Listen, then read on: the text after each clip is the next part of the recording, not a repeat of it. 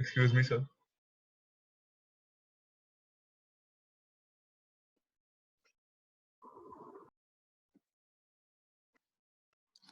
Hi everyone, good evening. Sir good evening sir. Sir जो आपने lecture भेजे थे आप वही पढ़ाने वाले हो ना आज? थोड़ा सा रुको पार्थ, ठीक है? Okay sir. Hold on for some time, मैं डिस्कस करता हूँ. Let everyone join in. Yes sir. ठीक है. Hi, good evening Sanika, good evening Harsh, good evening Prathamesh. Sir आज पीरियोडिक प्रॉपर्टी से कि एटॉमिक स्ट्रक्चर? दोनों दोनों.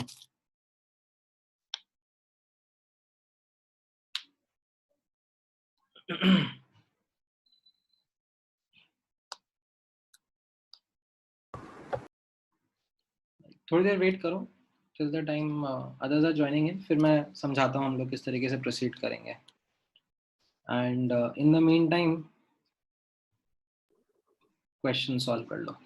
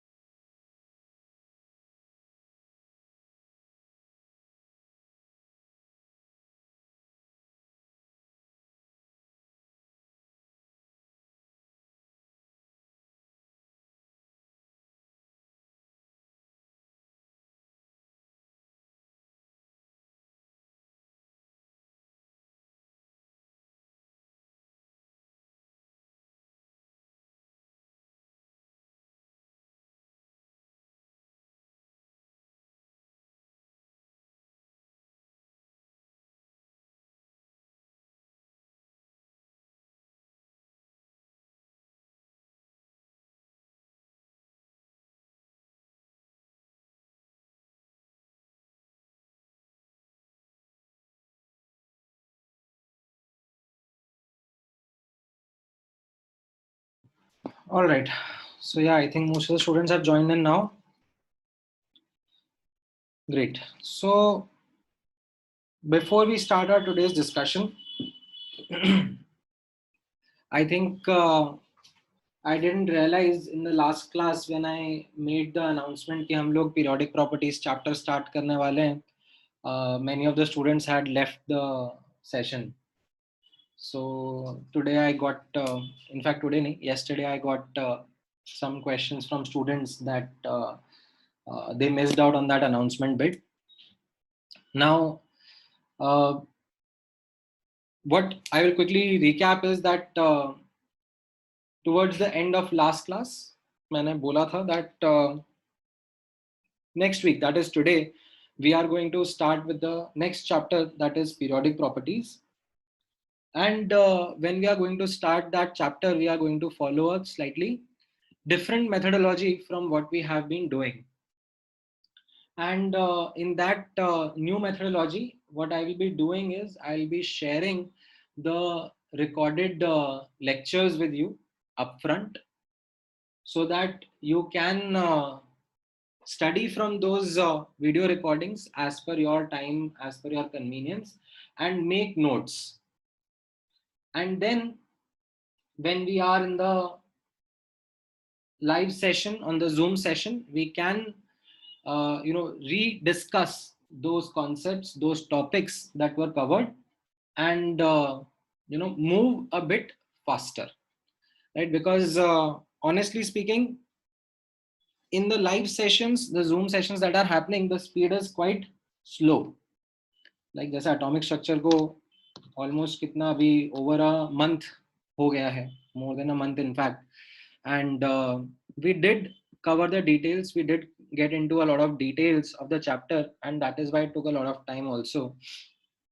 Plus मुझे थोड़ी सी कहानियां सुनाने का भी शौक है, मतलब can't help it, otherwise it becomes very monotonous. So in order to have this different approach or different methodology, this is something that I'm going to adopt for this particular chapter called periodic properties. अब chapter जो है वो वैसे भी थोड़ा theoretical है, ठीक है, उसमें problem solving कम है and information ज़्यादा याद रखनी है. So that in fact makes the chapter a little bit more laborious and lesser interactive as compared to say atomic structure या mole concept that we did. So the methodology would be that we will adopt is we will go through those lecture recordings, those studio recordings first, make those notes, ठीक है, जो भी वहाँ पे board पे पढ़ाया जा रहा है, समझाया जा रहा है, and then we'll have these live sessions for discussing doubts, discussing or reworking on those important concepts, and solving some interesting questions. Okay. Now, in order to have this approach or have this methodology work, I need all the students to be on the same page. What I mean by this is that this approach cannot work if you come to the live Zoom class without working on those recordings first, without watching those YouTube lectures first. Then I will have two set of students in the session, those who have already studied the concept and those who have no idea about it. Then in that case, it is like promising day and night at the same time, which cannot happen. So I would then be faced with a dilemma that how to proceed with this. Okay. So this is something which I would like everyone to be aware about, that it is an important task for you to watch those recordings before you sit in the lecture. Okay. So today आज के lecture में I would not start periodic properties chapter because the inquiries that I have got, I am not sure if every one of you has or has been able to see the recordings. How many of you have been able to see the recordings and make notes? All right, and good, great. And how many of you have not seen or partially seen?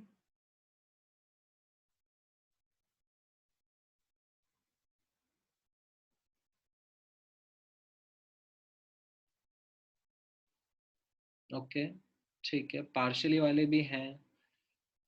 हाँ, okay, ठीक है. So there are good students also who have not seen the videos completely. Okay, ठीक है. So this is what I am talking about, that please bear this in mind that you will have to be on the same page, right? It is like missing a lecture and then not covering up and then coming for the next lecture. तो आपको पिछले lecture में क्या हुआ उसका हवा नहीं लगेगा, ठीक है? Now from my side I will try to ensure that मैं आपको उतना ही recording या उतना ही भेजूं information which is something that you should be able to do within the span of the next class. Okay? If you are able to get that done during that time, so everyone will be on the same page and will be able to start the discussion properly. Okay? So let me take today's class as an exception.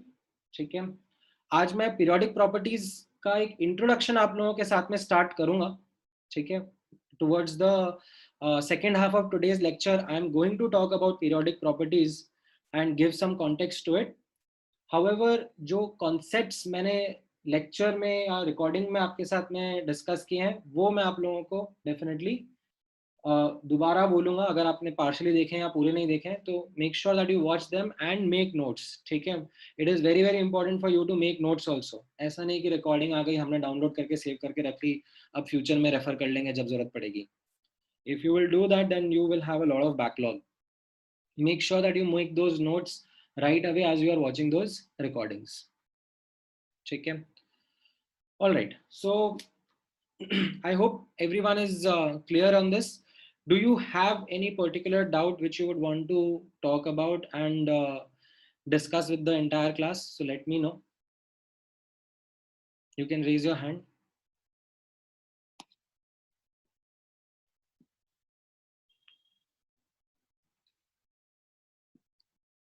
All right.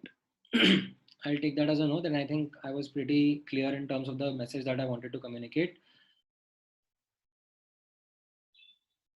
So today we are going to continue with atomic structure, and towards the end of the lecture, I'm going to also talk about periodic properties and how you have to approach the chapter. Okay. Now, let me take a quick recap from what we did in the last class and do a couple of questions.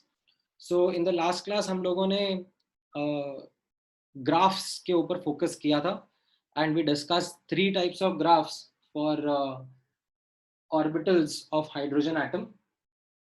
We discussed amplitude versus radius का graph. We discussed probability density versus radius का graph, or versus the distance from the nucleus, you can say. And we also did radial probability distribution curve, which is the graph of r square into 4 pi r square versus r, जो कि इस question में भी है. ठीक है, this graph gives you the probability of finding electron, but how? As area under the curve. ठीक है, as area under the curve you get the probability of finding electron. ठीक है.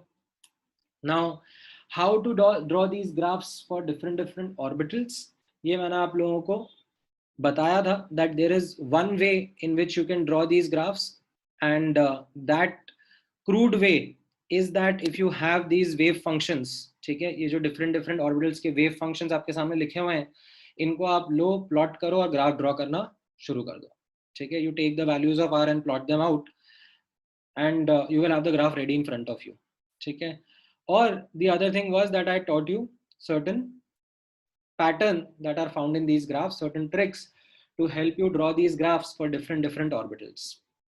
Okay. Now, it was something that takes time. It is something that you have to rewatch and revise so that you are able to understand that what is the pattern here, and if given any random orbital, how you can draw the 3 graphs that are there for that orbital. Okay. Now, assuming that आप लोगों को last class में समझ में आया था, so इस question का answer आप दोगे for a 4D electron. right? Most of you have also given the correct answer, right? नहीं, हर्ष आपका गलत है, बाकी सानिका नहीं, सानिका ने हाँ करेक्ट कर दिया। अच्छा, 2 सानिका है, देयर इज सानिका जी कहाँ से? जी इज फॉर गिरगांव। अच्छा,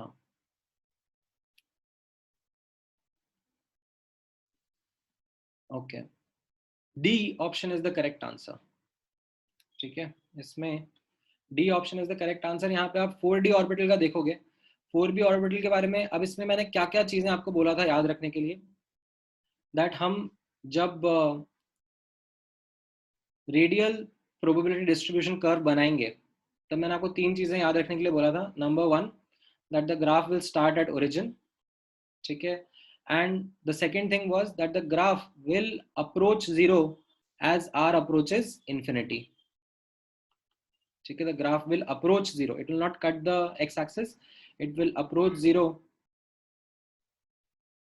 as r approaches infinity। and तीसरा चीज जो सबसे इंपॉर्टेंट चीज था वो मैंने आपको बताया था, that you must focus on radial nodes।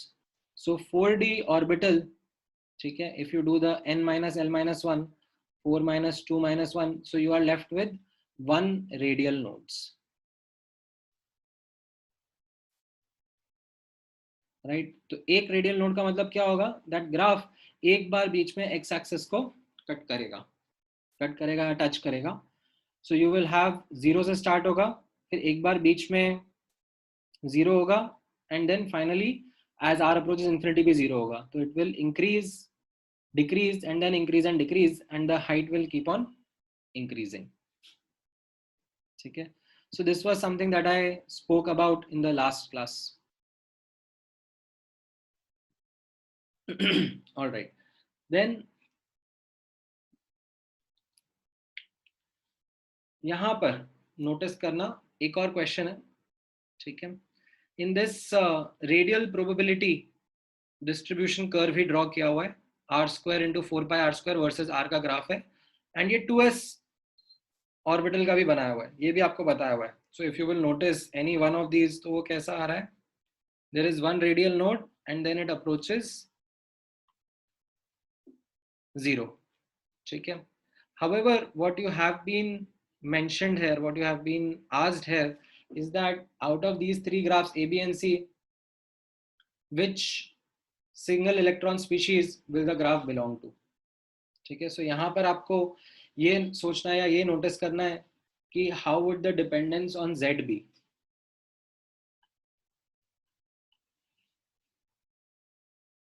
तो अगर किसी एटम का Z ज्यादा है, राइट, तो अट्रैक्टिव फोर्स ऑफ न्यूक्लियर ज्यादा होगा, ठीक है। Higher Z implies electron will be closer to nucleus। So with this in mind, you can see that A, B and C में this should be Li2 plus, it is closest to the nucleus, this should be helium plus, and this should be hydrogen atom, which matches with C option।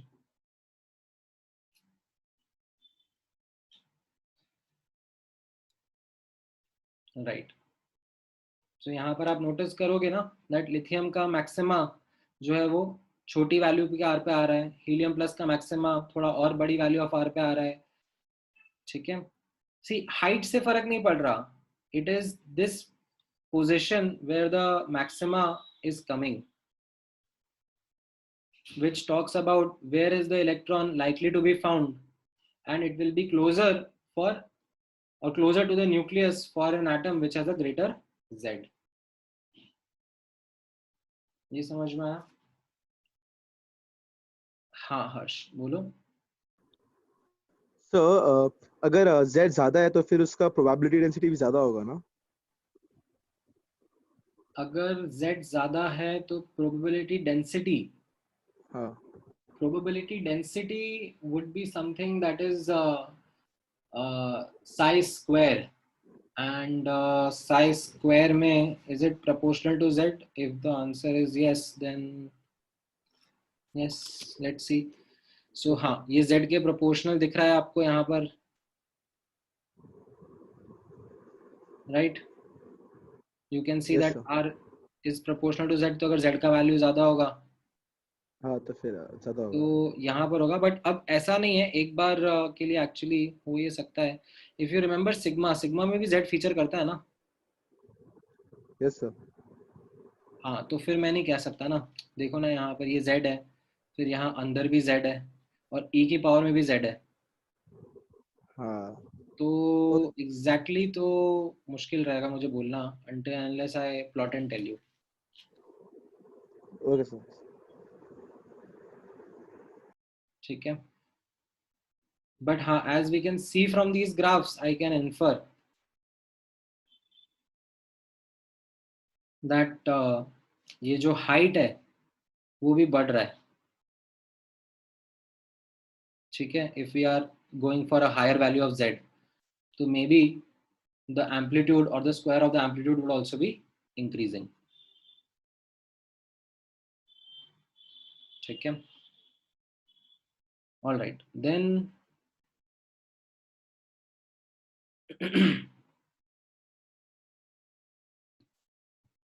एक और question try करो, ये वाला try करो. Match the column का. ठीक है. More than one mapping भी हो सकती है, 1:1 मैपिंग जरूरी नहीं है.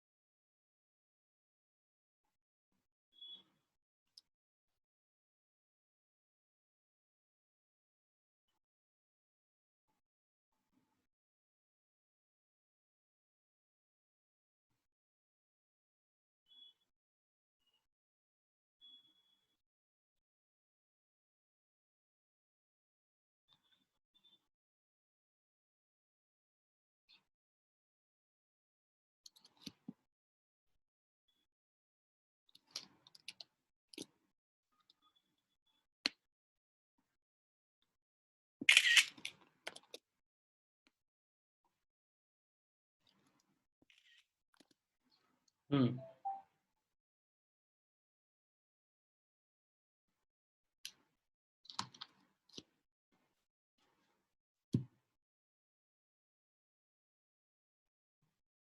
क्या क्या आंसर आ रहे हैं आपके?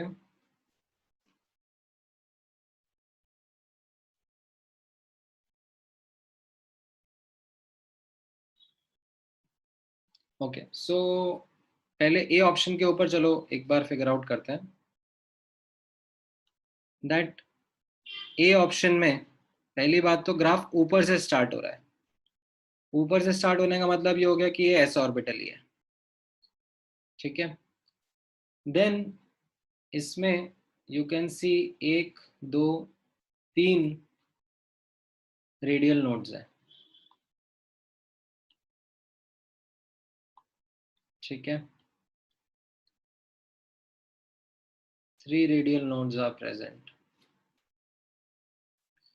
So that means this corresponds to 4s. ठीक है.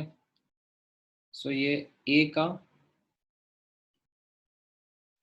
you can say P को मैच कर रहा है. अच्छा. Then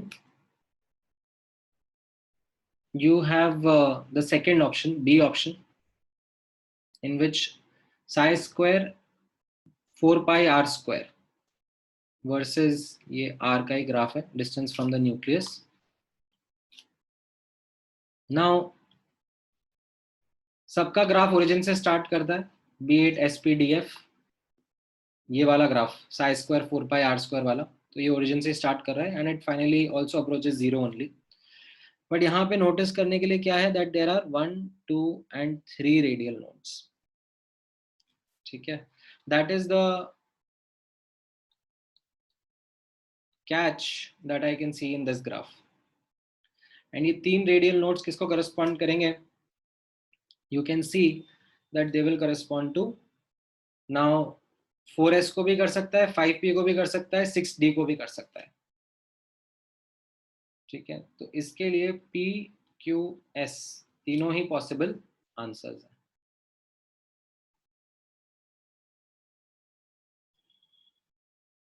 ये समझ में आया? बी के लिए p q and s तीनों क्यों आंसर्स हैं?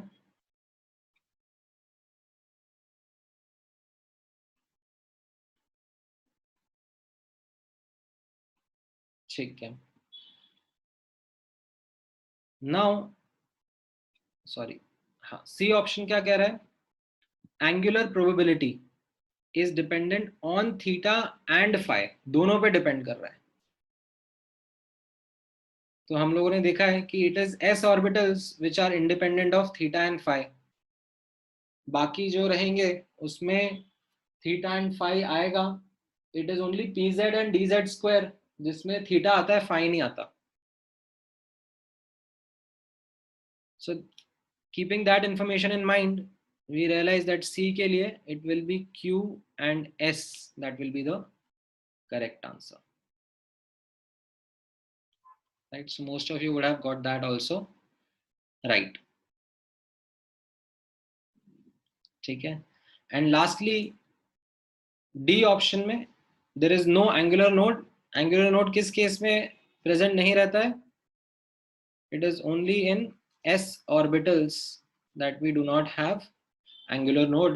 So 4s and 3s, P and R both should be the answer. ठीक है, राइट।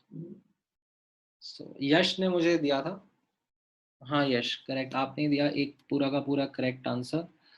शिवांक ने भी दिया, yes right Shivank, you also gave the entire answer as correct, good.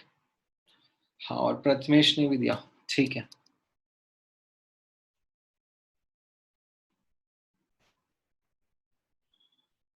हाँ, सो लक्ष्मी, ये वाला जो ग्राफ है ना 4 pi R square into psi square, ये सबके लिए ओरिजिन से स्टार्ट होगा। तो जैसे मैंने लास्ट क्लास में बताया था, यहाँ पे आप नोटिस करना, इन द लास्ट क्लास जब हम लोग ये तीनों ग्राफ्स का डिस्कशन कर रहे थे, ठीक है, तो मैंने आपको ये बताया था दैट ये वाला जो ग्राफ है, ठीक है, psi square R into 4 pi R square versus R, ये वाला graph it starts from origin for all orbitals. It was psi r versus r that started with a non-zero value for s orbitals। ठीक है, all right, एक और question करना, ठीक है। Let me, फिर मैं इस वाले ग्राफ की डिटेल में जाऊंगा थोड़ा सा, ये मुझे एक्चुअली पीरियोडिक प्रॉपर्टीज के लिए यूज होगा ग्राफ, इसको थोड़ी सी देर में हैंडल करते हैं।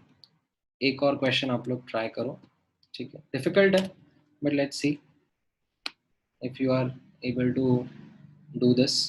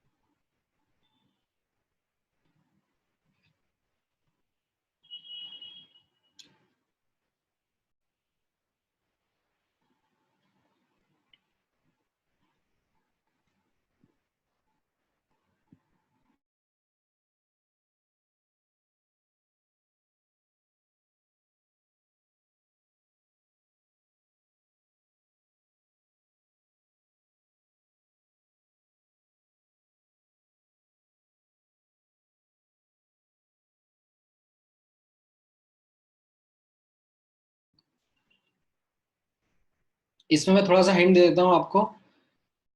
X square plus Y square plus Z square क्या होगा? It will be equal to R square. Cartesian coordinate system में जो एक्स वाई एंड जेड का वैल्यू है, x square plus Y square plus Z square, that will be equal to R square.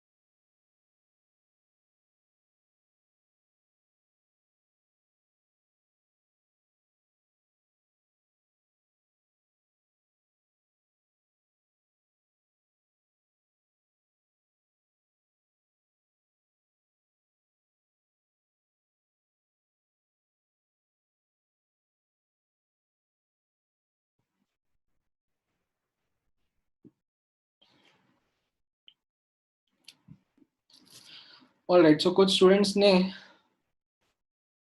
दिया है answer. आई think, हाँ, एक minute, let me check. हाँ, mostly मुझे भी लग रहा है ऑप्शन ए ही आंसर है, but I will double check for you guys. हो सकता है सी भी हो, एक बार देखने दो। So what is it that probability density is zero? Probability density is zero, इसका मतलब Sai square is zero, that is that Sai is zero. अब साई क्या है यहाँ पर? Sai is the radial part into the angular part, right? So radial part आपके लिए है 1/2√2 into z by a naught की power 3/2 into 2 minus sigma e की power minus sigma by 2, and angular part है 1/√4 pi। ठीक है, अब this has to be zero। ये कब जीरो हो सकता है? What is the only term that can be zero in this? It is this polynomial part। So this is zero when sigma is equal to, sorry, when sigma is equal to 2। ठीक है, तो sigma क्या है यहाँ पर? 2zr upon, यहाँ पे notice करना n a नॉट, n क्या रहेगा यहाँ पर? 2, प्रिंसिपल क्वांटम नंबर।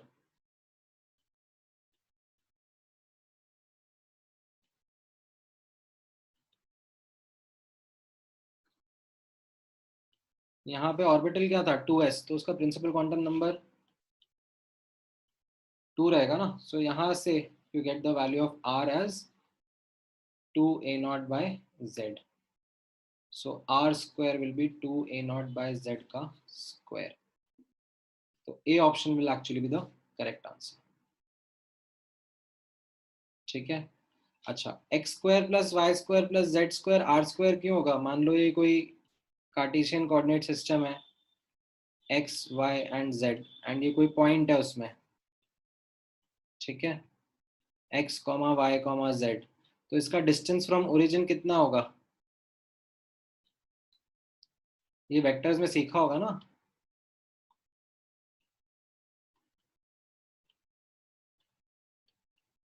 सीखा कि नहीं सीखा है वेक्टर्स में?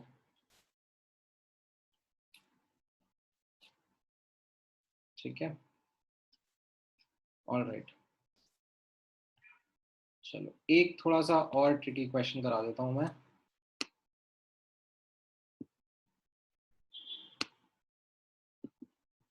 एक और क्वेश्चन देखो।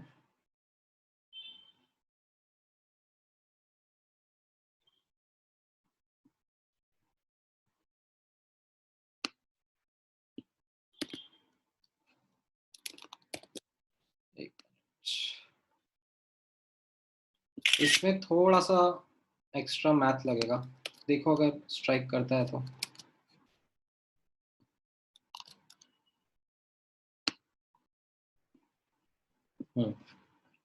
ट्राई करो।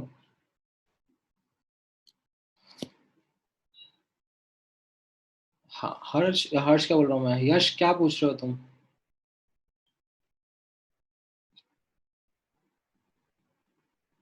तुमने कुछ सवाल पूछा?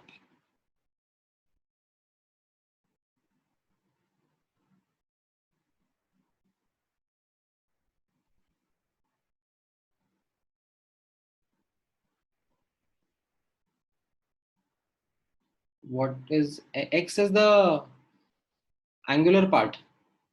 This is the angular wave function of s orbital, and r is the radial wave function. ठीक है। हाँ यश, नहीं सॉरी हर्ष, सिग्मा टू कैसे आया पिछले क्वेश्चन में? अरे इस टर्म को जीरो करना है ना, प्रोबेबिलिटी डेंसिटी कहाँ पर जीरो होगी वो निकालना है। तो ये साई कहाँ पे जीरो होगा, तो वो अब ये टर्म में आप नोटिस करो ना, ये कांस्टेंट है, ये एक्सपोनेंशियल टर्म है, ये तो जीरो नहीं हो सकते। सिर्फ sigma is equal to two होने पर ये जीरो होगा ना। ठीक है, ऑल राइट। हाँ सॉरी, ये वाला करो ट्राई। इसमें तो चलो शो करना है, इसमें कुछ आंसर नहीं निकालना है। इसमें मैं आपको बताता हूँ कि आपको निकालना क्या है। ठीक है, अगर मैं आपसे 2s ऑर्बिटल का रेडियल डिस्ट्रीब्यूशन कर्व पूछूंगा तो वो कैसा रहेगा?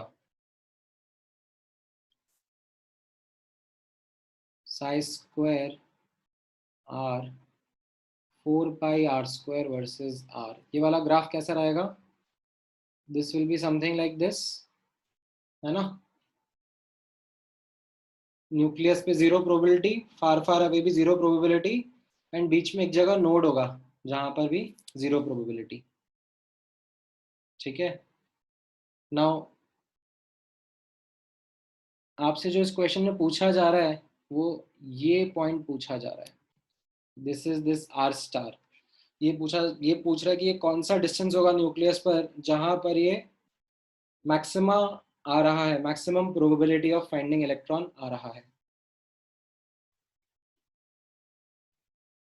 तो ये मैक्सिमा का कंडीशन क्या होता है वो आपको अप्लाई करना है।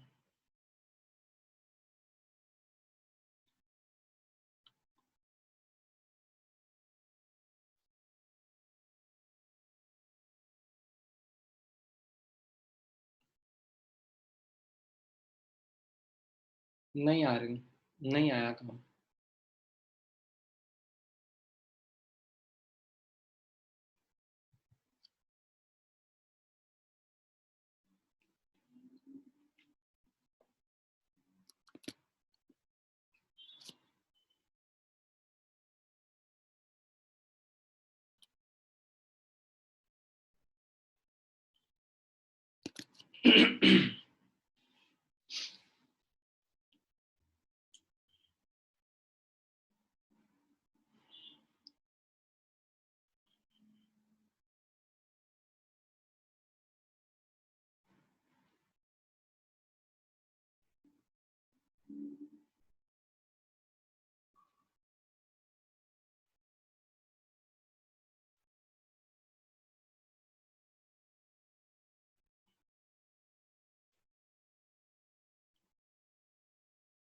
जनरली ऐसा नहीं होता Aryan, is less likely, but हाँ मतलब कई क्वेश्चंस में आ जाता है, it is rare.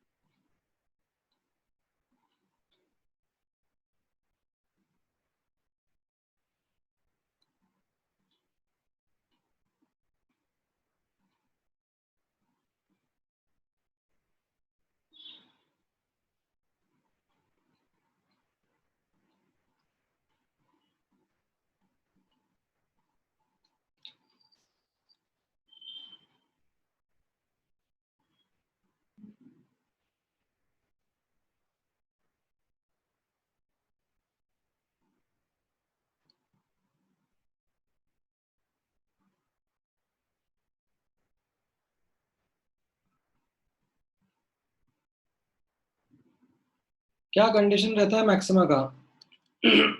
dy by dx equal to 0।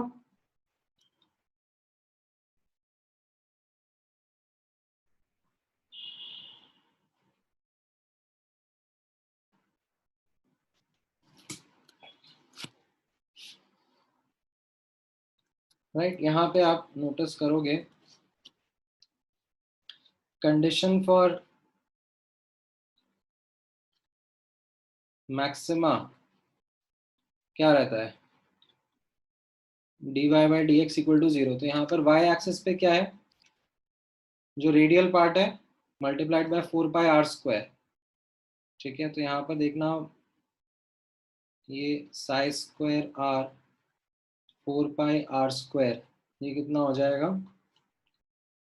Sai का स्क्वायर कर रहे हैं यहाँ पर, so 1/8 into Z by A nought का क्यूब इंटू 2 माइनस, यहाँ पे नोटिस करना this will be Z R bye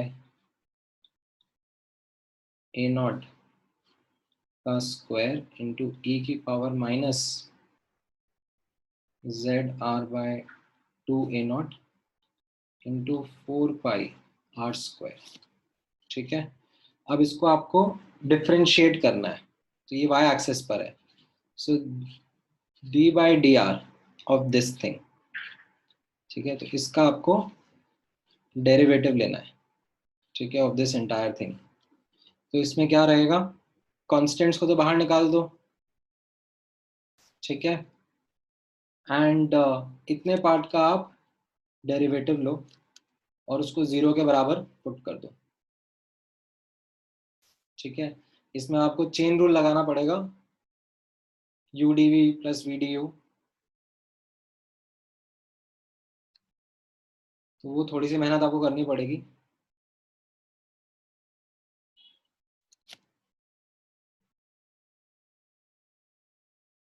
ठीक है, क्या कह रहे हो केदार? e की power minus Z R by A nought, नहीं ये 2 भी आएगा ना, सिग्मा बाई 2 रहता है ना यहाँ पर। तो जब आप उसको करोगे, ठीक है, डिफरेंशिएट करोगे तो क्वाड्रेटिक एक्चुअली आएगा। ठीक है, एंड दो रूट से यहाँ पर दो मैक्सिमा आएंगे, एक ये वाला मैक्सिमा आएगा और एक ये वाला मैक्सिमा आएगा, तो जो दूर वाला है वो आपको चूज करना है।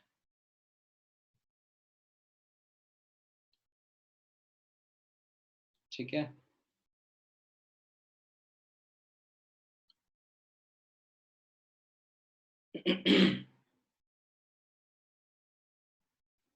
नहीं नहीं सुमित, ये मेंस लेवल क्वेश्चन नहीं है भाई, बिल्कुल भी मेंस लेवल क्वेश्चन नहीं है, these are all advance level questions only.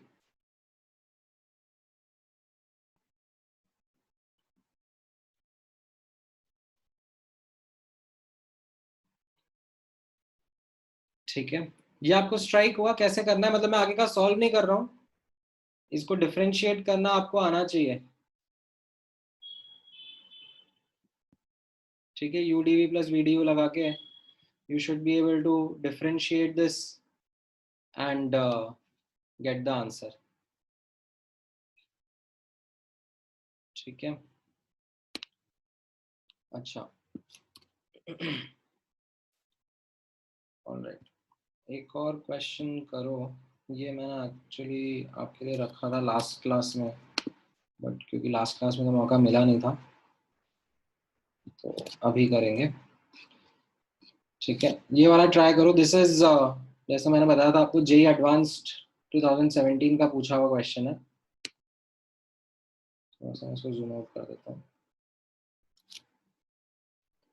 नहीं करता हूँ एक्चुअली, फिर दिखेगा नहीं एक बार में।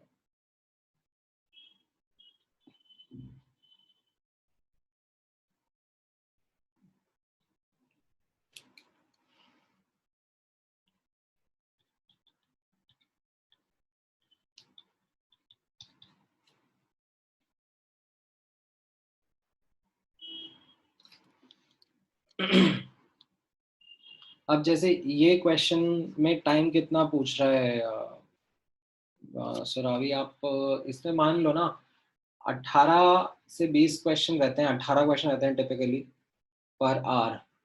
So you have roughly 4 minutes per question.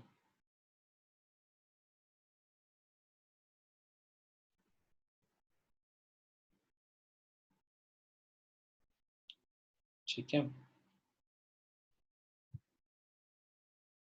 In advanced, ठीक है, मेंस में थोड़ा कम हो जाता है टाइम।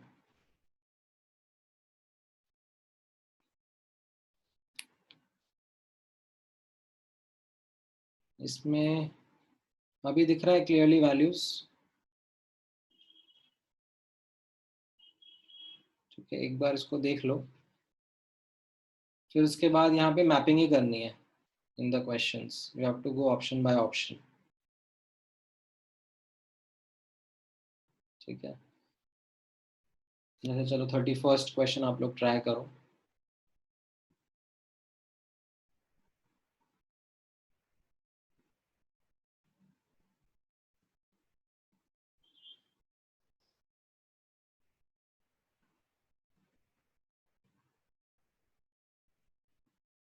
करेक्ट कॉम्बिनेशन पूछा है इसमें, विच of the following is the correct combination. तो इसमें आप एक्चुअली पहले ऑप्शन बाय ऑप्शन जाओगे तो बेटर रहेगा, मतलब you don't try to solve column 1 2 and 3 to start with, you go option by option, ठीक है। सो यहाँ पर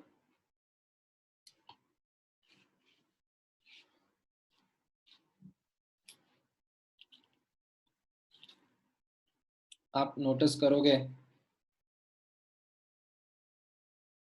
जैसे ए ऑप्शन के थ्रू आप जाओगे तो इट कह रहा है it matches 1 with 2, 1s orbital with 1 radial node, तो ये तो डेफिनेटली गड़बड़ हो गया, ठीक है।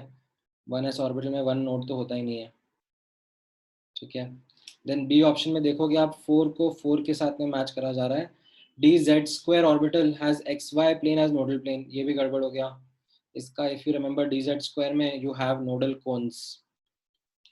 देन 2 2p, सो 2s ऑर्बिटल 1 रेडियल नोड, हाँ ये मैच कर रहा है, 2 2 मैच कर रहा है।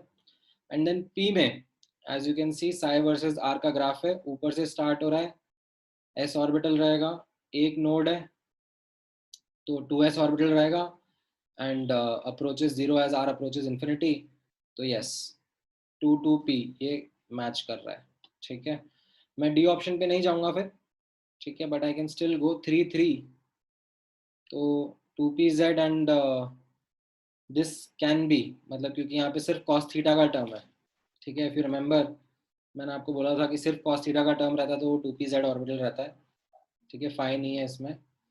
And but what will make this D option incorrect is that इसमें रेडियल नोड दिखा दिया है, ठीक है, इसमें पी ऑप्शन में जाके रेडियल नोड दिखा दिया है, which is not the case.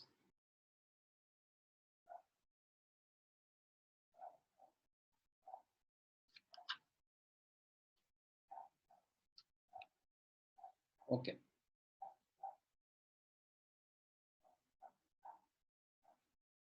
Now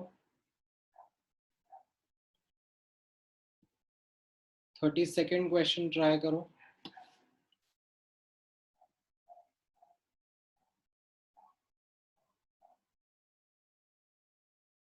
समय एडवांस के हिसाब से इजी आपको ऐसे लग रहा है क्योंकि मैंने अभी आपको ये फ्रेश टॉपिक पढ़ाया है ना, इसके लिए आपको याद है क्या करना है कैसे करना है। जब 2 साल के बाद पूछेंगे बताएंगे तब थोड़ा सा डिफरेंस आ जाता है।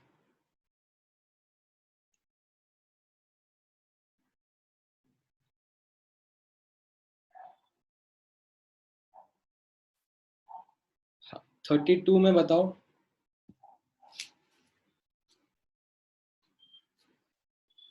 For hydrogen atom correct option क्या रहेगा, यहाँ पे भी करेक्ट के बारे में पूछा जा रहा है, ठीक है। Go option by option, 1 1 s, so 1 1 and s, ये सो 1 के साथ 1 तो सही लग रहा है क्योंकि यहाँ पर कोई थीटा एंड फाई नहीं है, that means s orbital, and you can see that the polynomial is not there, कोई रूट ही नहीं है, पॉलिनोमियल ही नहीं है, तो मतलब नो रेडियल नोड्स, तो वो 1s ऑर्बिटल के साथ में मैच तो कर रहा है, ठीक है। What about the S option, ये आपको थोड़ा सा कैलकुलेट करना पड़ेगा। दिस इज समथिंग जो बोर्स मॉडल के ऊपर बेस्ड है, that energy gap between 2 to 4,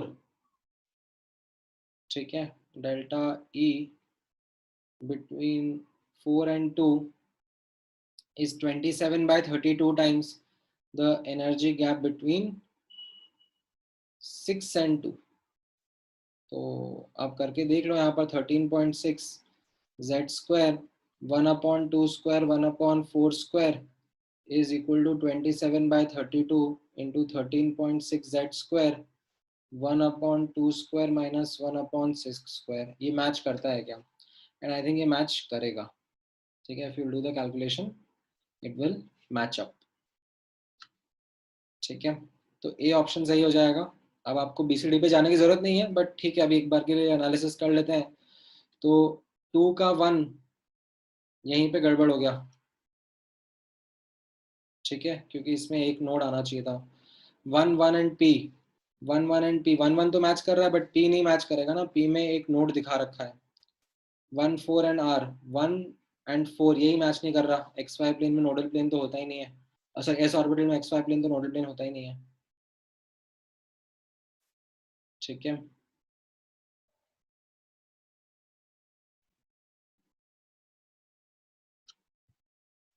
हाँ, 33rd देखो, 33rd में क्या रहेगा?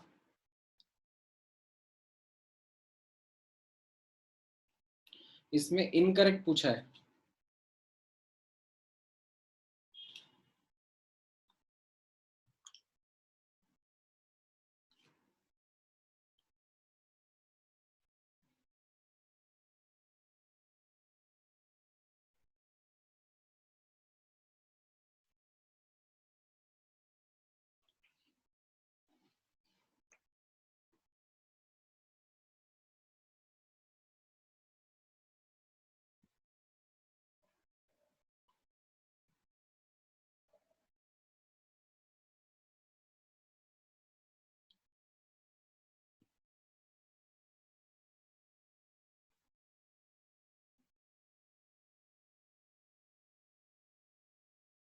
राइट। सो हाँ, मतलब इसमें सी ऑप्शन काफी गड़बड़ दिख रहा है,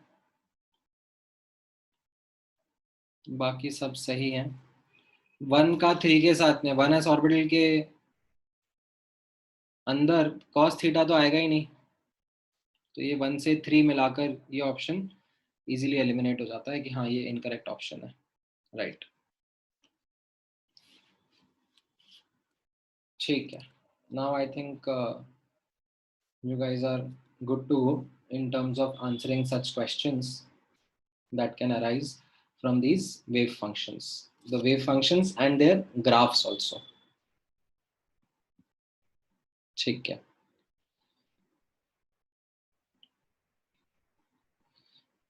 क्या कह रहे हो सुमित, कौन सा एक्सप्लेन करना है?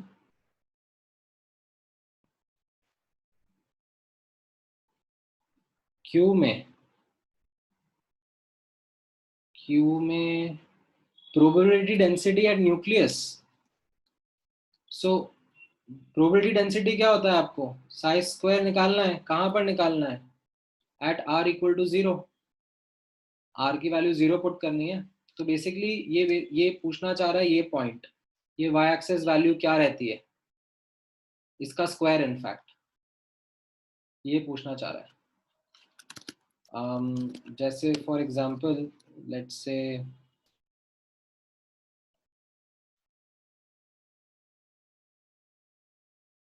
अगर मैं आपको बोलूं, चलो ये वाला कर दो,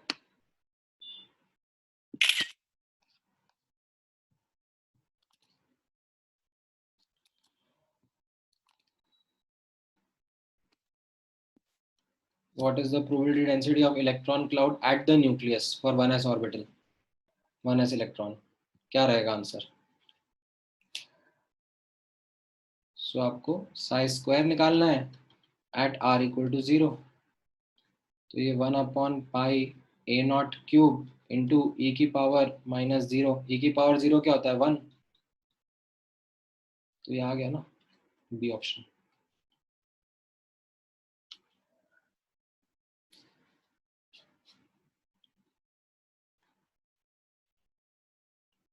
ठीक है.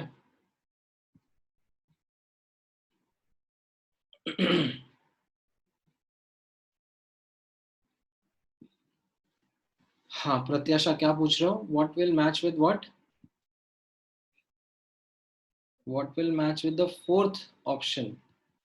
मतलब ये dz² के साथ में.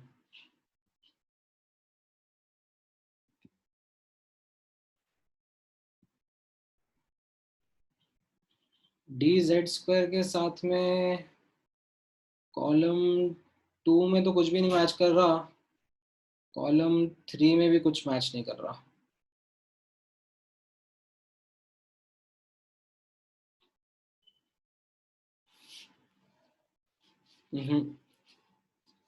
नो, कुछ मैच नहीं कर रहा. ठीक है. All right, now let me, enough question हम लोगों ने समझ लिए. आई थिंक आप लोगों को एक अच्छा आइडिया हो गया इसके ऊपर कैसे प्रैक्टिस करना है. So there was this one more concept which was there in the booklet, जो कि periodic properties chapter में काम आता है. ठीक है. That is also something जो आप लोग as an observation याद रखना. ठीक है. Radial probability distribution curves, इनको जब हम साथ में प्लॉट करते हैं, ठीक है. अभी तो कैसा, मैंने आपके सामने यहाँ पे इन सबको अलग अलग प्लॉट करके दिखाया था. ठीक है. What we did was we drew diagrams of different orbitals in different graphs. अब अगर मैं साथ में आपको यहाँ पे बताऊंगा तो नोटिस करना कि उसमें से कुछ टेकअवेज है जो आपको ध्यान रखने पड़ेंगे. So let me take that diagram. Let me pick this one.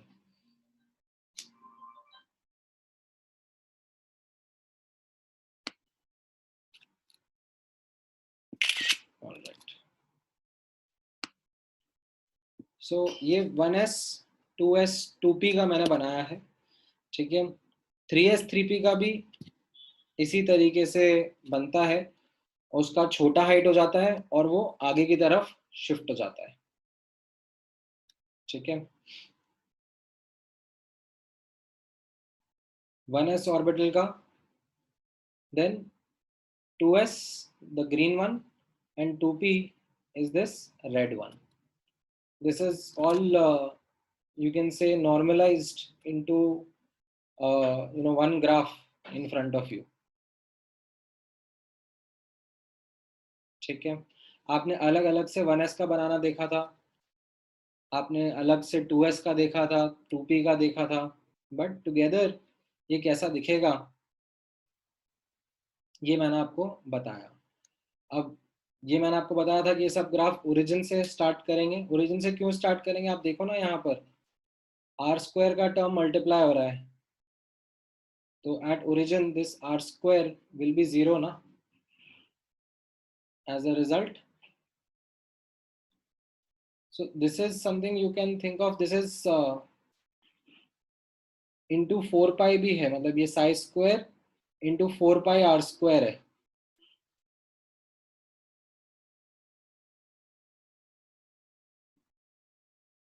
ठीक है. This is what it is being discussed here. Now, by looking at this graph, there are couple of observations that are made. तो वो observations आप यहाँ पर ध्यान से notice करना. Let me pick those observations from the booklet itself. Booklet में उनके statements दिए हुए हैं. So यहाँ पर आप notice करना.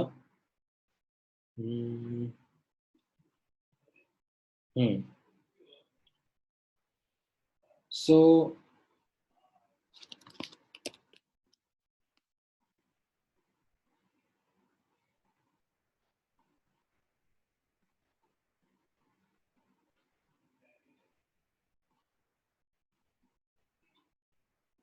okay. So first statement is in this manner.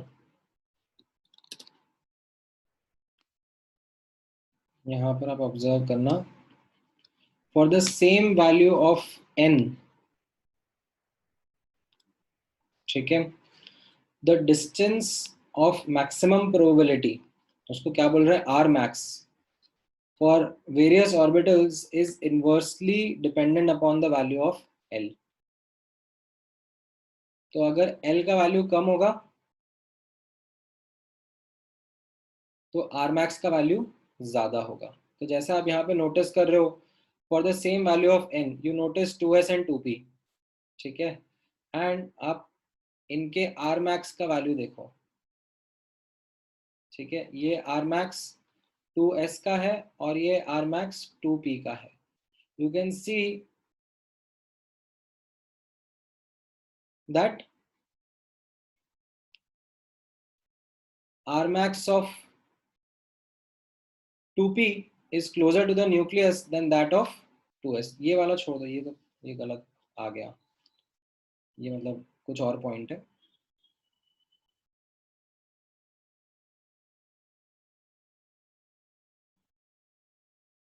ये समझ में आया आपको? मतलब ये ऑब्जर्वेशन है, ये आया कहां से? This is something which again comes from the wave equations only, but उसमें से ये ऑब्जर्वेशन आ रहा है जो मैं आपको बताना चाह रहा हूं, ठीक है.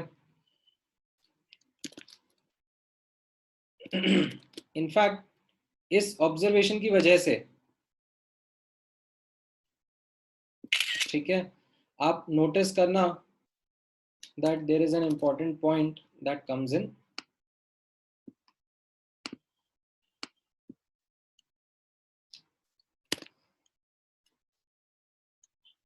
That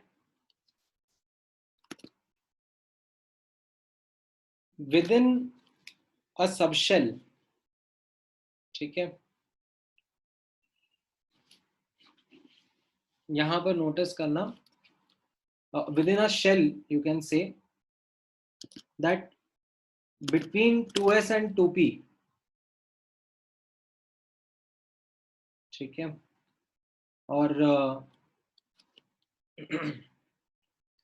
what I should say is that in fact I should write that down here only in terms of this thing. So if you notice that 1s का जो एरिया अंडर द ग्राफ आप देखोगे, ठीक है, ये graph है, इसके under का एरिया जो है इट इज, मतलब सबके अंडर का टोटल एरिया क्या होगा? Total area under any of these graphs, if you remember मैंने आपको बोला था कि 0 से इंफिनिटी का अगर इंटीग्रल करना है मुझे तो ये 1 आएगा, ठीक है. Area under the graph represents the probability of finding an electron. तो अगर मैं टोटल एरिया कंप्यूट कर रहा हूँ within any of the curve, that should be 1. That will give me the probability of finding the electron between 0 and infinity, ठीक है. Now यहां पर आप नोटिस करना कि ये जो 1s का इलेक्ट्रॉन है, दिस इज, इसका जो एरिया है, area under the curve,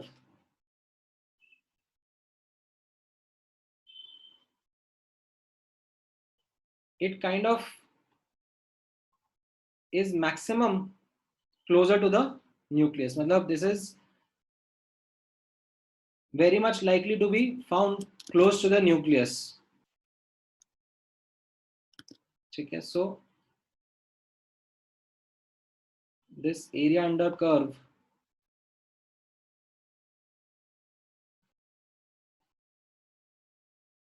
highlights that 1s electron are much more closer to the nucleus.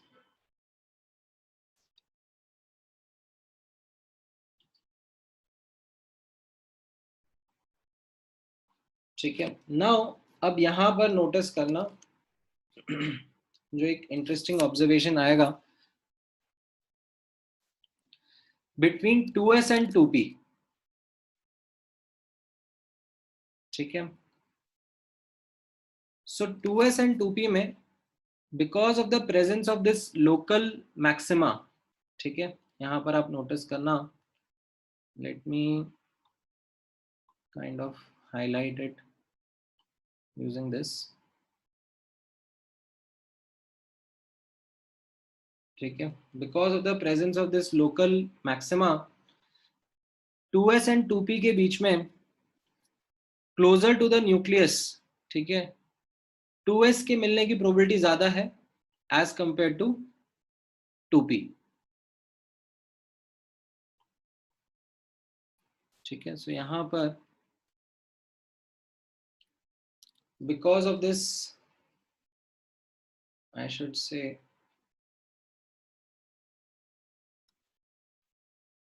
the local maxima,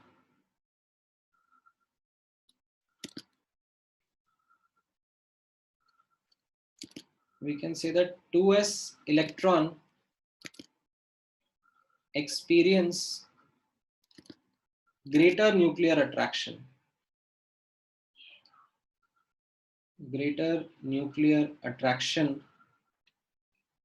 than 2p. Now इस चीज को एक नए टर्म के फॉर्म में मैं इंट्रोड्यूस करने जा रहा हूं, जो कि पीरियोडिक प्रॉपर्टीज चैप्टर में कई जगह पर यूज होगा. ठीक है, अपनी बुकलेट में भी उसी टर्म्स में लिखा हुआ है. ठीक है, तो यहां पर आप ऑब्जर्व करना.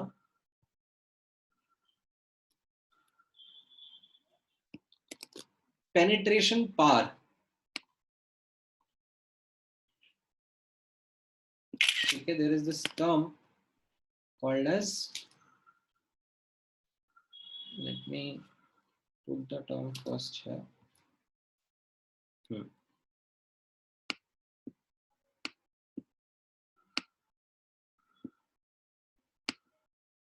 So यहाँ पे नोटिस करना, the term is called penetration power.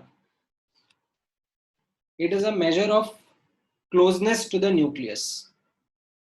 ठीक है, so within a shell, ठीक है, जैसे यहाँ पे मैंने 2s 2p का डायग्राम बनाया. ठीक है, 3s 3p 3d का भी बना सकता था, बट वो थोड़ा ज्यादा क्लटर हो जाता है. तो यहाँ पे 2s 2p में उसी तरीके से within the shell, the 3s electrons, they are going to spend time, or they are going to spend more time near to the nucleus as compared to 3p and 3d. So we will say that 3s का penetration power or the 3s का closeness to the nucleus, ठीक है, will be much more than that of 3p, will be much more than that of 3d. ठीक है, this is something which comes from these diagrams, these radial distribution curve के diagrams. ठीक है, how we will be using in periodic properties chapter वो मैं बताऊंगा जब हम लोग shielding effect पढ़ेंगे. When we'll be talking about this concept of screening or shielding, then I will relate this penetration power with the screening or shielding concept. ठीक है, ये इतना पार्ट समझ में आया आपको from this observation, actually I should say, from this radial distribution curve.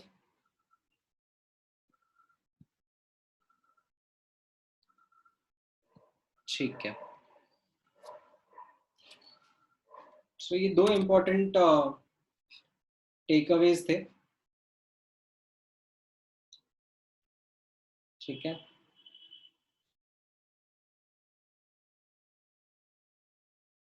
No,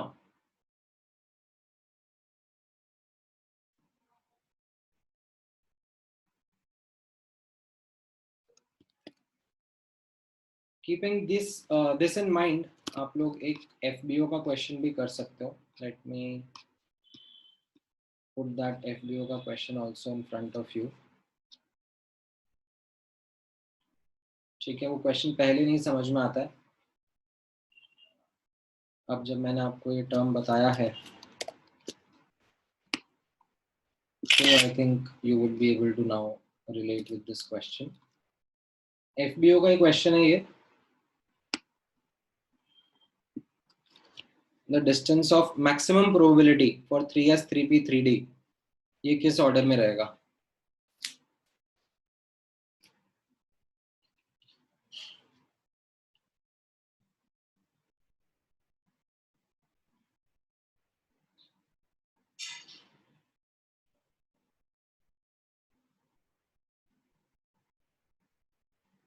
right, सो इसमें this concept will follow through, that L increase होगा तो डिस्टेंस डिक्रीज होगा. ठीक है, this would be the correct answer if I was to plot them together. ठीक है, if I was to plot them together in one graph, then how would they look like? मैं आपको दिखाता हूँ एक बार. ठीक है, in fact not together, but हाँ, एक ही स्केल पर अगर ड्रॉ करेंगे तो ये बुकलेट का आप ऑब्जर्व करोगे, ये 3s का, ये 3p का, ये 3d का है. ठीक है, the R max value will be lesser for 3d.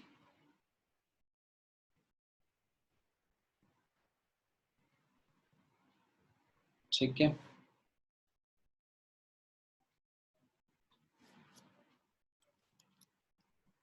all right. Now एक और छोटा सा टॉपिक बचा हुआ है. ठीक है, हाँ हर्ष कुछ कहना चाह रहे हो? Yes sir. Hello sir. बोलो बोलो. सर तो हम ये मेजर करने के लिए कि किसका आर मैक्स ज्यादा होगा, अब जो इनिशियल देखते हैं, इनिशियल पॉइंट ना ओरिजिन के पास वाला, कि ज्यादा ऊपर कौन जा रहा है. नहीं नहीं, हाइट नहीं, distance from origin, x axis देखना है अपने को. Okay sir. Distance from nucleus is this is on the x axis ना.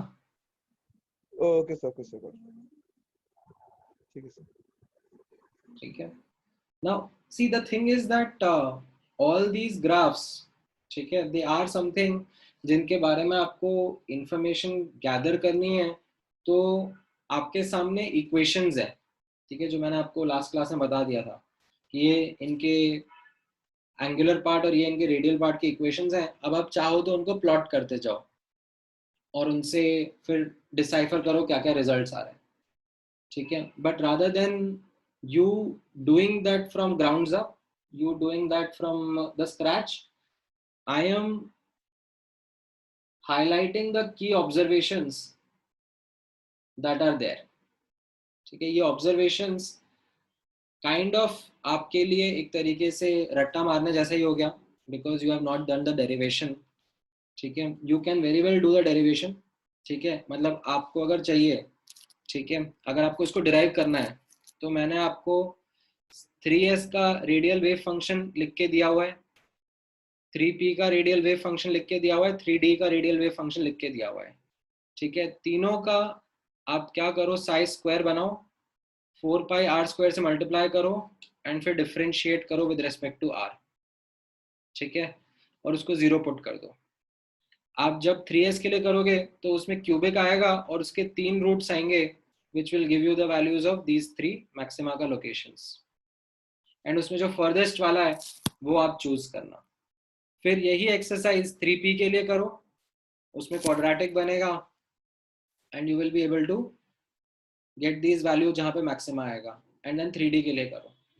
ठीक है, आप वो करो और फिर उसके बाद निकालो और कंपेयर करो. तो ये आपका प्रूफ हो गया, ये आपका ग्राउंड्स अप तरीका हो गया. which I am asking you not to do because observation important है right now rather than deriving it. ठीक है? All right. Now just एक last closing topic के बारे में बात कर लेता हूँ. This will be something also that I planned in the last class only. आप लोगों ने बुकलेट में क्वेश्चन पढ़ा होगा कहीं पर, तो Zeeman effect and Stark effect करके कुछ टर्म्स आए होंगे. ठीक है? सो क्या होता है वो मैं आपको समझा देता हूँ. ठीक है? ध्यान से ऑब्जर्व करना इसको रीड करने के पहले. ठीक है? Before you read this, let me explain to you. See, you have say a source. ठीक है? source of radiation. ठीक है? लेट्स से आपको हाइड्रोजन स्पेक्ट्रम ऑब्जर्व करना है. ठीक है?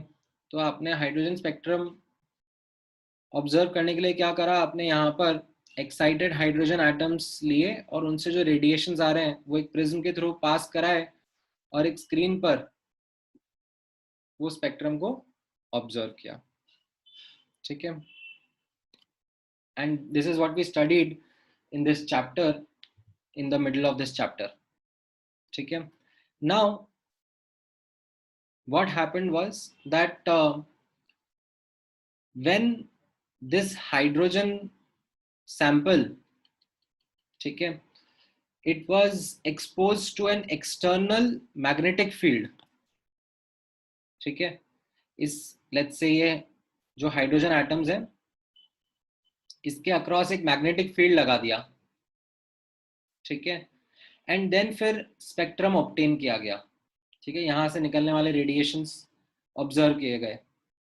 तो उसमें क्या समझ में आया कि जब मैग्नेटिक फील्ड ऑफ था तो जो एक सिंगल लाइन थी, ठीक है, और जब मैग्नेटिक फील्ड ऑन करा तो instead of that single line उसके आसपास लाइंस बनने लग गई. ठीक है? तो यहाँ पर what was understood was that जब मैग्नेटिक फील्ड नहीं था, ठीक है, when there was no magnetic field, ठीक है, then corresponding to a de-excitation wavelength was observed. ठीक है? जो बोर्स मॉडल एक्सप्लेन भी कर रहा था. बट यहाँ पर जब मैग्नेटिक फील्ड लगाया, ठीक है, then instead of lambda 1, ठीक है, what we found out was that lambda 1 kind of split into close by lines. मतलब we started finding lambda 1 dash, lambda 1 double dash, lambda 1 triple dash, and these were very close to lambda 1 only. This was not something that was explained by Bohr's model. ठीक है? And we call this as Zeeman effect. ठीक है? अब यही चीज instead of magnetic field अगर यहां पर इलेक्ट्रिक फील्ड अप्लाई कर देते हैं, ठीक है, तो उसको स्टार्क इफेक्ट बोलते हैं. Stark effect was something which was observed by a scientist, not Tony Stark, but observed the same phenomena using an external electric field. ठीक है? So this was something that became one of the drawbacks associated with Bohr's model. ठीक है? That it cannot explain Stark effect and Zeeman effect. What is Stark effect and Zeeman effect? Stark effect and Zeeman effect is, in simple word, splitting of spectral lines under an external electric field or under an external magnetic field. Electric field है तो Stark effect बोलते हैं, magnetic field है तो उसको जीमन effect बोलते हैं. ठीक है? अब यहां पर आप पैराग्राफ रीड करना. ठीक है? हाँ, तो ये पैराग्राफ बताएगा कि स्प्लिटिंग क्यों होती है। तो अब यहाँ पे पैराग्राफ आप रीड करोगे, let me zoom in a bit. So what the paragraph says is that a sharp spectral line from 3 to 2 in hydrogen atom, ठीक है, हाइड्रोजन एटम में 3 to 2, ये बामर सीरीज का लाइन है, first line of बामर series. It split into multiple closely spaced lines when external magnetic field was applied, ठीक है। This was first observed by Peter Zeeman and this splitting was attributed to interaction between magnetic field and magnetic dipole moment associated with the orbital angular momentum, ठीक है। बिल्कुल समझ नहीं आया होगा आपको। What you can understand, ठीक है, what you can kind of simplify from all this magnetic jargon that is mentioned here is that because of the external magnetic field, पहले हम लोग क्या बोल रहे थे कि लेट्स से 3D के पांचों ऑर्बिटल्स का सेम एनर्जी है, ठीक है। जैसे 3D है, 3D के 5 ऑर्बिटल्स का एनर्जी लेवल जो दिखाया जा रहा है यहाँ पर, पहले कैसा बोल रहे थे कि 3DXY, 3DYZ, 3DZ², 3DX² - Y², ये सब क्या है, सेम एनर्जी के हैं। But because of applying the magnetic field, इनके बीच में भी डिफरेंस आ गया, एनर्जी डिफरेंस आ गया, ठीक है। सो यहाँ पर ऑब्जर्व करना, this splitting is attributed to something something which you can simplify as an understanding. यहाँ पर आप नोटिस करना, ऐसे सिंप्लीफाई कर लेते, that is 3D orbitals are no longer degenerate,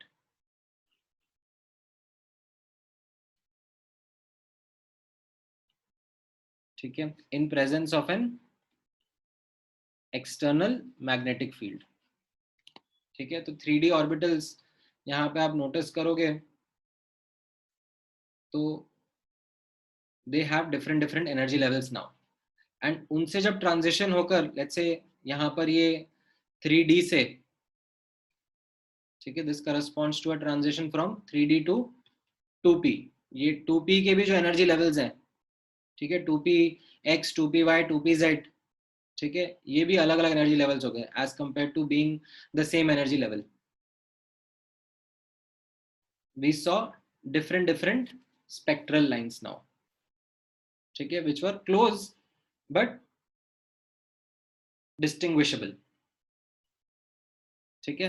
सो यहाँ पर क्या था, in the absence of magnetic field the energy depend only on principal quantum number, ठीक है, इसी वजह से एक ही लैम्डा दिख रहा था। but in the presence of magnetic field these were no longer degenerate, ठीक है। तो ये जीमन इफेक्ट समझ में आया।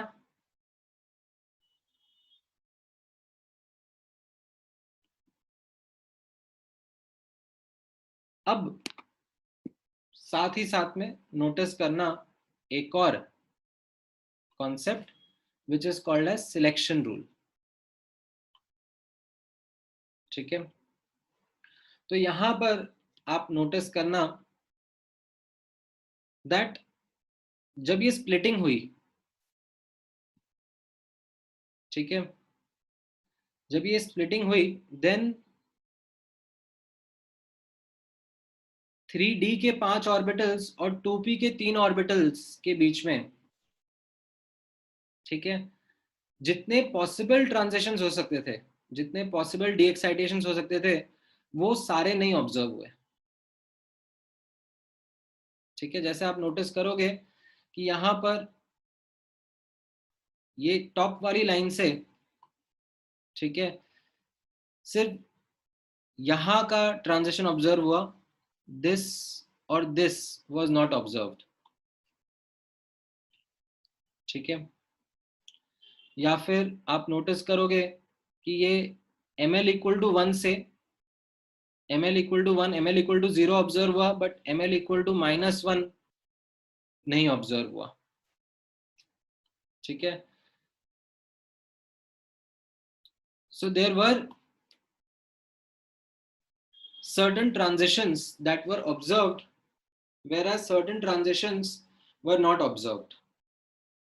And this was something which was then studied and found out that based on, okay, based on certain rules of conservation of momentum, conservation of spin, okay, there are certain transitions which were forbidden, okay, or highly improbable,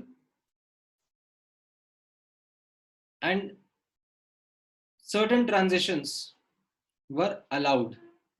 Okay. These transitions which were allowed followed these rules. Okay. And these were called as selection rules. ठीक है. कहाँ से आते हैं ये rules? ठीक है, इनकी डेरिवेशन में आप नहीं जा सकते. They are kind of based on conservation of momentum. मैं बस ऊपर से आइडिया दे रहा हूं आपको. Based on conservation of momentum and spin. ठीक है. इसमें इलेक्ट्रॉन और फोटोन, ठीक है, इलेक्ट्रॉन का इनिशियल स्टेट, इलेक्ट्रॉन का फाइनल स्टेट एंड फोटोन जो कि अब्सॉर्ब हुआ होगा या एमिट हुआ होगा, इन तीनों को कलेक्टिवली एक सिस्टम मान के एनालाइज करके समझ में आया that why only certain transitions were allowed and certain transitions were not happening. ठीक है. So based on this, अगर आपसे क्वेश्चन पूछा जाए, for example, which of the following transition is forbidden? ठीक है, for example this is the question in front of you. which of the following transition is forbidden? Then what you need to do is simply follow these rules. ठीक है. जैसे 2s से 1s, ठीक है, 2s से 1s के अंदर if you will notice delta L जो होगा वो 0 आ गया. ठीक है, l इक्वल टू 0 से l इक्वल टू 0 पे ही जा रही है, तो delta l is 0. Now is it allowed?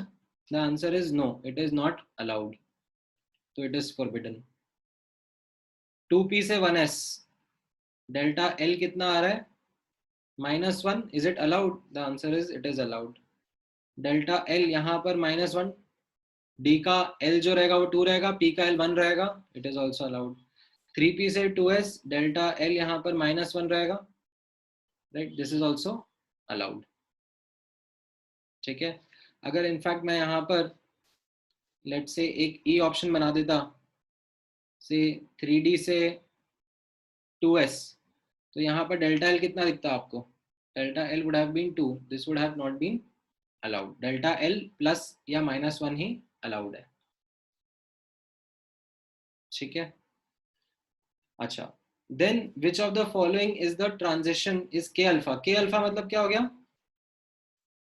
First line of Lyman series.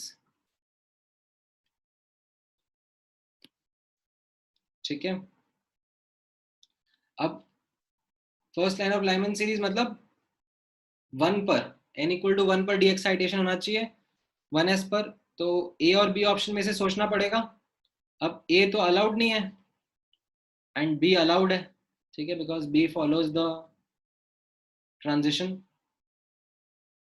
ठीक है, तो ये आपका बी ऑप्शन आंसर हो जाएगा.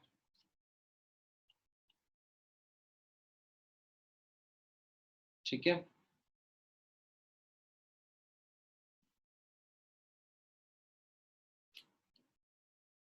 नाउ ये एक लास्ट टॉपिक था जो मैं आप लोगों के साथ में कवर करना चाह रहा था. जीमन इफेक्ट तो बहुत सिंपल सा है. जीमन effect is simply splitting of the spectral line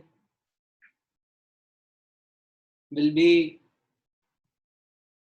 under the influence of an external magnetic field, ठीक है, and उससे ही फिर ये selection rule समझ में आया of which transitions are happening and which transitions are not happening, ठीक है. तो ये selection rule भी आप ध्यान में रखोगे, ठीक है. ये थोड़ा एक्स्ट्रा, ये आपको बुकलेट में नहीं मिलेगा, this is not there in the booklet, ठीक है.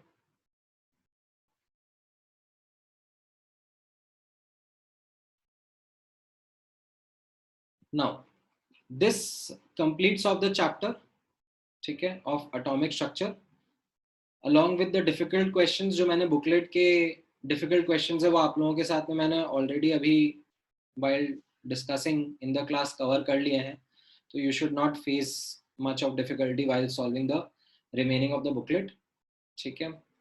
Now रहा सवाल नेक्स्ट चैप्टर का, दैट इज पीरियोडिक प्रॉपर्टीज. उसके लिए मैंने आपको बोला है दैट वीडियो लेक्चर्स देख के आना, सुन के आना, एंड उसमें मैंने एक इम्पॉर्टेंट बात भी हाईलाइट कराई है, ठीक है.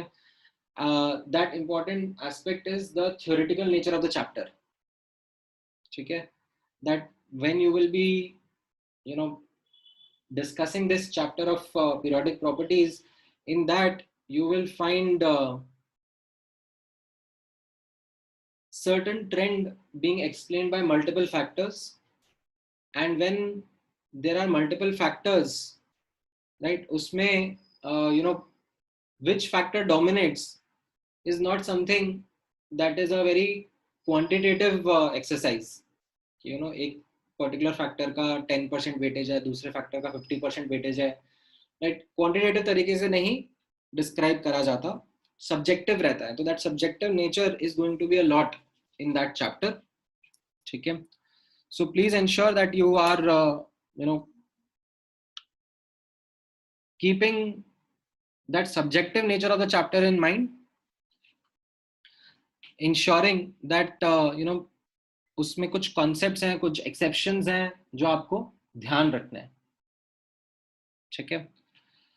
So next class will start with periodic properties chapter only, ठीक है. So I have taken today's day as a exception not to start with periodic properties chapter, because आप लोगों में से काफी लोगों ने वीडियो देखा नहीं है, तो वो आप वीडियो देख के आओ and then we will begin that discussion, ठीक है. हाँ, अभी इसमें क्या क्या डाउट है आप लोगों के. So प्रत्याशा, you want to discuss expertise attainer का कोई question, तो ठीक है, आप मेरे साथ में शेयर कर दो, मैं आपको भेज दूंगा उसका एक्सप्लेनेशन, ठीक है. देन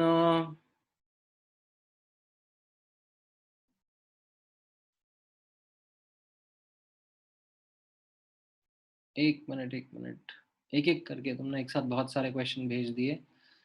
देन अब्रुनील का डाउट है, can you explain the selection rule का transition thing again. Selection rule is something जो आपके सामने लिखा हुआ है, that based on these parameters a transition is going to be allowed और फॉरबिडन, ठीक है. So if you get a question in front of you, which transition is forbidden or which transition is allowed, just check for these set of rules, ठीक है. तो जैसे मैंने यहाँ पे लास्ट में 3D से 2S का ट्रांजिशन बोला, तो 3D से 2S के ट्रांजिशन में डेल्टा L कितना आ गया 2, क्योंकि S का L वैल्यू 0 रहता है, D का L वैल्यू 2 रहता है, ठीक है. तो इनफैक्ट 2 क्या बोलना चाहिए मुझे, -2 बोलना चाहिए, -2 आ गया. तो that is not allowed. Delta L can be ±1 only, ठीक है.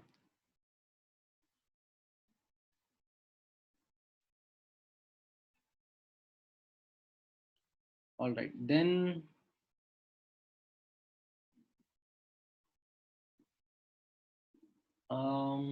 हर्ष का तो खैर जनरल डाउट है. टेस्ट, एटॉमिक स्ट्रक्चर का टेस्ट, हाँ हम लोग रख लेंगे, don't worry, will keep a test. Then Yash क्या डाउट है, in this question it was given n + l = 7, then it was possible to find the maximum number of electrons possible in the atom.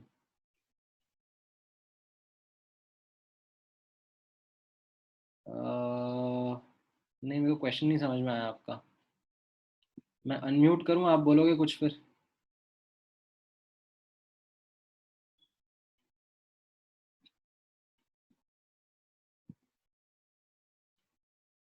एक बार hand raise करना ना अपना.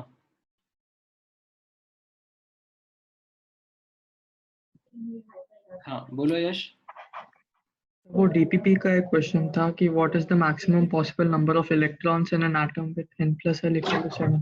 अच्छा अच्छा अच्छा. तो अब आप मतलब काउंटिंग करना शुरू करो ना. क्रूड काउंटिंग लगेगी, फॉर्मूला नहीं है. सो n इक्वल टू 1 लो, फिर उसके लिए l के कॉम्बिनेशन लो, n इक्वल टू 2 लो, l के कॉम्बिनेशन लो, and you will find particular combinations where n plus l is 7. ठीक है. तो corresponding to that you count the orbitals and then the number of electrons. Okay sir. ठीक है. All right. Sumit, DPP के solutions तो DPP के नीचे है ना. They are mentioned in at the bottom of the DPP. उसमें अगर तुम कहीं पर अटक रहे हो तो एक बार उनको रेफर करो, और फिर भी अगर नहीं समझ में आ रहा है तो फिर व्हाट्सएप ग्रुप पे डालो, डिस्कस कर लेंगे. ठीक है. All right. ठीक है. Then let's close today's lecture. Next class will start with periodic properties. Thank you guys.